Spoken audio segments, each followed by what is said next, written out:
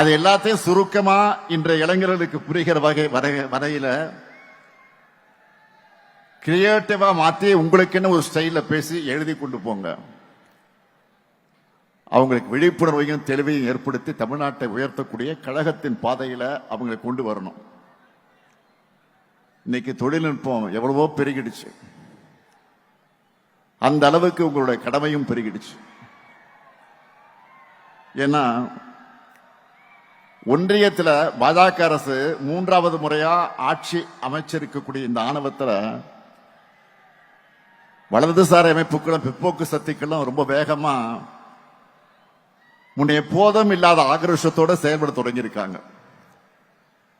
வெளுத்ததெல்லாம் பால் நம்பக்கூடிய மக்கள் கிட்ட பொய்களை, அவதூறுகளை, பிற்போக்கு எண்ணங்களை தேன் தடவி வார்த்தைகளால் கொண்டு போய் சேர்க்க ட்ரை பண்றாங்க.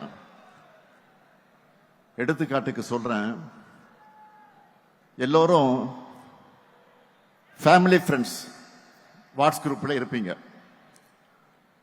அதுல சொந்தங்கள் தங்களோட அன்பை உணர்வை பரிமாறிப்பீங்க. ஆனா அதுல ஒருத்தர் மட்டும் எதை பத்தியும் கவலைப்படாம விஷம் தேய்ந்த கருத்துக்களை ஃபார்வர்ட் பண்ணுவாங்க. பலரும் ஏதோ படிக்காம அனுப்பியிருக்காருன்னு கடந்து போயிடுவோம். அதை அட்வான்டேஜா எடுத்துக்கிட்டு அவரும் தொடர்ந்து மெசேஜ் அனுப்புவார். அப்படிப்பட்டவங்களுடைய பிற்போக்கு கருத்துக்கள் தொற்று நோய் மாதிரி வேகமா பரவும்.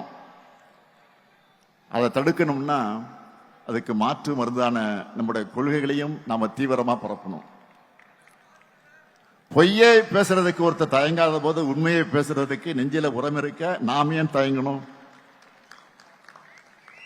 எதுக்காக இதை சொல்றேன்னா, இப்ப நம்ம தோல்ல தமிழ்நாட்டையும் தமிழ் மொழியும் காக்க வேண்டிய கடமை மட்டுமல்ல, ஒட்டுமொத்த இந்தியாவையும் நாட்டோட பன்முகத்தன்மையையும் காக்க வேண்டிய கடமை நமக்கு இருக்கு.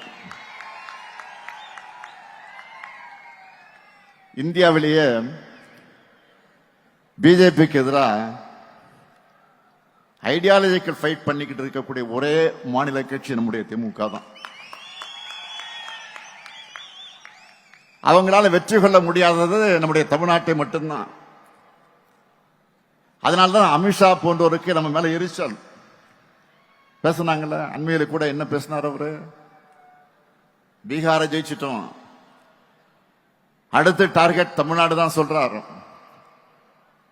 மாண்புமிகு அமித்ஷா அவர்களே, நீங்க உங்க சங்கி படையே கூட்டிக்கிட்டு வந்தாலும் உங்களால் ஒண்ணும் இங்க பண்ண முடியாது. இது தமிழ்நாடு, இது தமிழ்நாடு. எங்களுடைய கேரக்டரையே புரிஞ்சிக்க மாட்டீங்களா?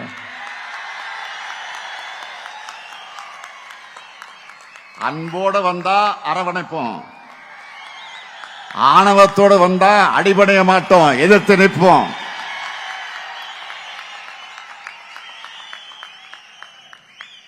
மீண்டும் சொல்றேன், அன்போட வந்தா அரவணைப்போம், ஆணவத்தோட வந்தா அடிபடைய மாட்டோம், எதிர்த்து நிற்போம்.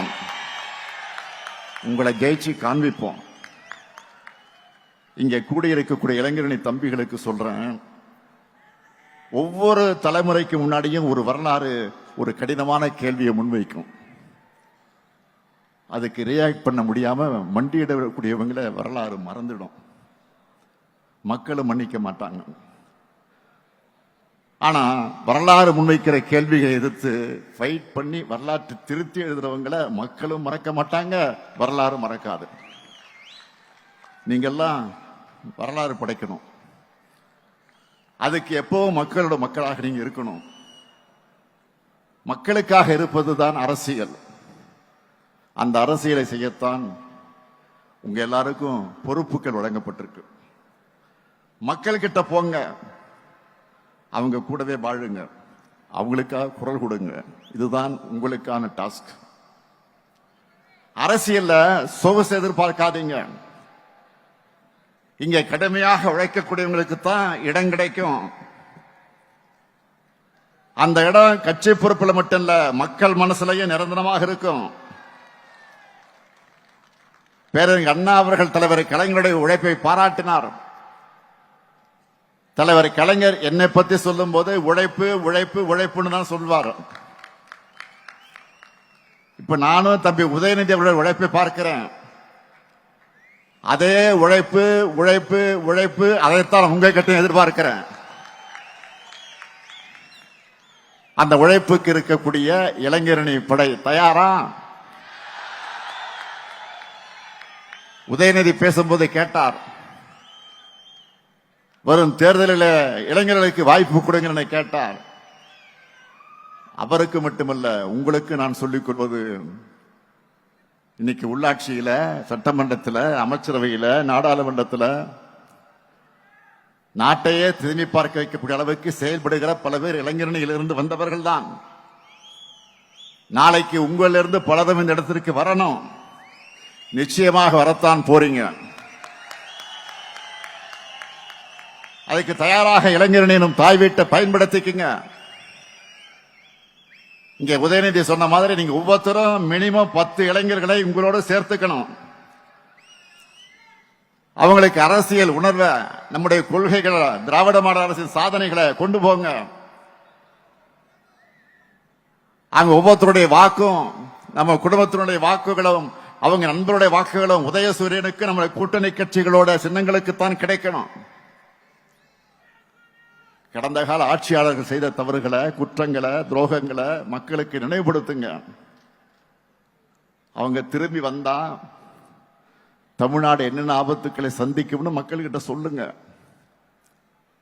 நாடே திரும்பி பார்க்கிற அளவுக்கு தமிழ்நாட்டை முன்னேற்றி இருக்கக்கூடிய நம்முடைய திட்டங்களை பத்தி எடுத்து சொல்லுங்க. நான் உறுதியோடு சொல்றேன், நாட்டில் என்ன உலகத்திலேயே எந்த ஆட்சியும் செஞ்சிருக்க முடியாத அளவுக்கு முத்திரை திட்டங்களை யாராவது செஞ்சிருக்காங்களா? நம்ம ஆட்சியை மாதிரி நீங்களே பார்த்திருப்பீங்க. நம்ம அரசோட திட்டங்களால பயனடைந்திருக்கக்கூடிய பேட்டிகளை பல்வேறு ஊடகங்கள் வெளியிடுறாங்க. அப்படி பேட்டி அளிச்ச ஒரு தாய் பேசினாங்க, தன்னுடைய பசங்க பணம் அனுப்பாவிட்டாலும் தனக்கு தேவையான மருந்து மாத்திரைகளை வாங்க கலைஞர் மகளிர் உரிமை திட்டம் உதவியா இருக்குன்னு சுயமரியாதை உணர்வோடு பேசினாங்க. இன்னொரு பெட்டியில பூ விற்கிற ஒரு தாய், ஒரு பெண், 1000 ரூபாயை வச்சு பூ வாங்குகிறேன், விடியல் பயணத்தில் போய் அதை வித்துட்டு வரேன், இதையெல்லாம் முதலீடா மாத்தி சம்பாதிக்கிறேன்னு சொன்னார். இப்படி தமிழ்நாட்டில் இருக்கக்கூடிய 1,30,69,831 பெண்கள் தங்களுடைய பண தேவைக்கு மற்றவங்களை எதிர்பார்த்திராத காலம் போய், காத்திருந்த காலம் போய், அக்கவுண்ட்ல மாசம் மாசம் பணம் வருது என்ற புது நம்பிக்கையை, தன்னம்பிக்கையை கொடுத்திருக்கு.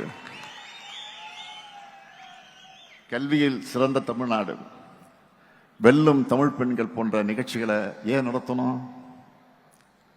நம்முடைய திட்டங்களுடைய பயனாளிகள் தன்னுடைய அனுபவங்களை, அந்த சக்சஸ் ஸ்டோரியை எல்லா மக்களுக்கும் தெரியப்படுத்த வேண்டும் என்பதற்காக நடத்தணும். இன்னும் நிறைய சக்சஸ் மனிதர்களை உருவாக்கணும். மகளிர் மாதிரிய காலேஜ் போற பசங்க தங்களுடைய செலவை தாங்களே பார்த்துக்க வேண்டும் என்று சொல்ற அளவுக்கு அவங்களுடைய சப்போர்ட்டா இருக்கிற புதுமை பெண் மற்றும் தமிழ் புதல்வன் திட்டத்தில் 12 லட்சத்துக்கு அதிகமான மாணவர்கள் பயன்பெறாங்க. அது மட்டுமல்ல, பசியோட ஸ்கூலுக்கு வந்துட்டு இருந்த பசங்க பலரும் இப்போ தினம் சூடா, சுவையா, சத்தா காலை உணவு சாப்பிடும் போது அவங்களுடைய அப்பா அம்மா நிச்சயம் இந்த முத்துவேல் கருணாநிதி ஸ்டாலினை நினைச்சு பார்ப்பாங்க. நான் முதலும் திட்டத்தில் படிச்சு